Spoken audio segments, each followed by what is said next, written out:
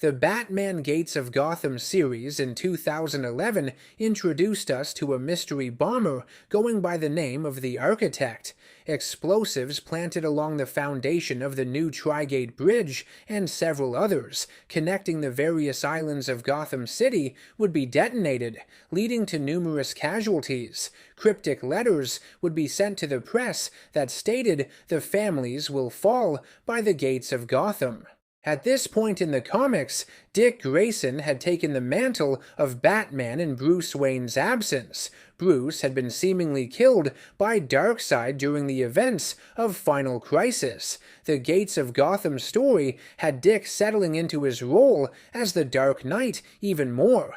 While investigating the Architect's saboteur, he realized how little he knew about Gotham, despite all the years he had spent there in his youth and crime fighting as the former Robin.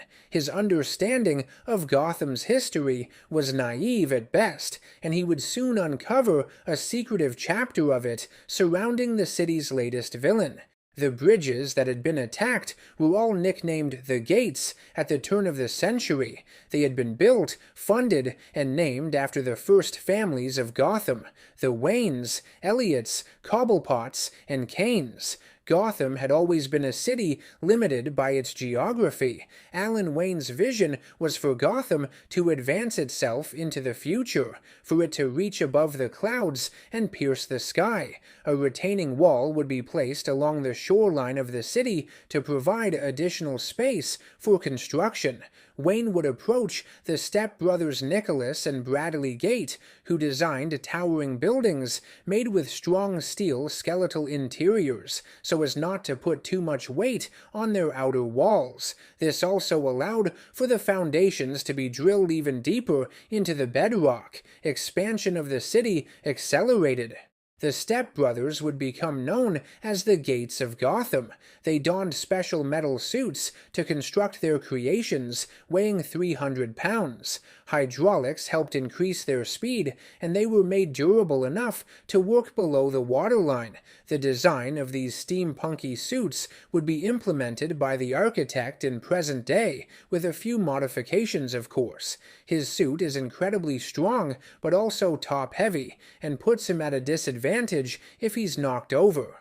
Batman would find a journal written by Nicholas Gate. Though he and his brother Bradley were accepted like family by the Waynes, Elliots, Cobblepots, and Kanes, they feared they could not be trusted, and they would be cast aside and forgotten once they no longer proved useful.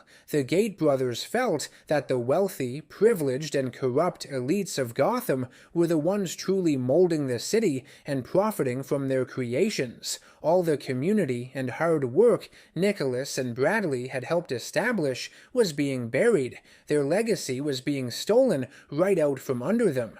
The architect's motivation for destroying Gotham is his legacy. He's the last descendant of the Gates who wants to punish the city's oldest and wealthiest families for betraying his ancestors by toppling all the structures built in their so-called honor. He breaks Thomas Elliot, Hush out of Arkham, and straps him to a bomb in Wayne Tower for Batman to find.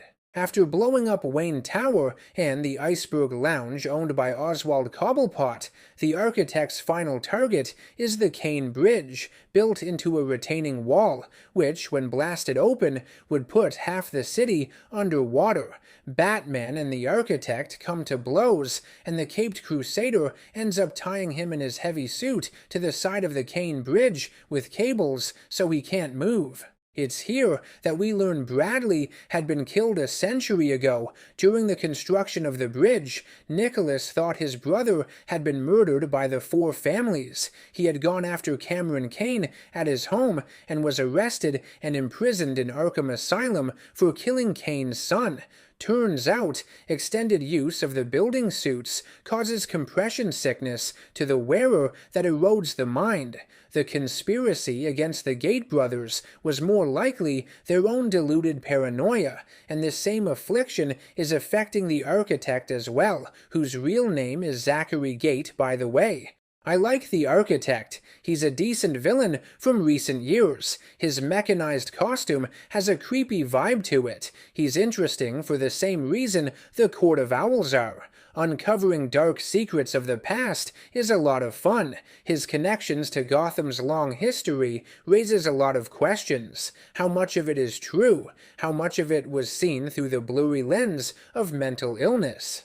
Let me know what you think of the character down in the comments section below. If you enjoyed the video, make sure to share it to anyone you know who would get something out of it, and subscribe to the channel if you have not done so already. I've got a Patreon you can also support, a podcast on SoundCloud I hope to bring back someday, and who knows what else can happen in the future if this channel can grow somehow.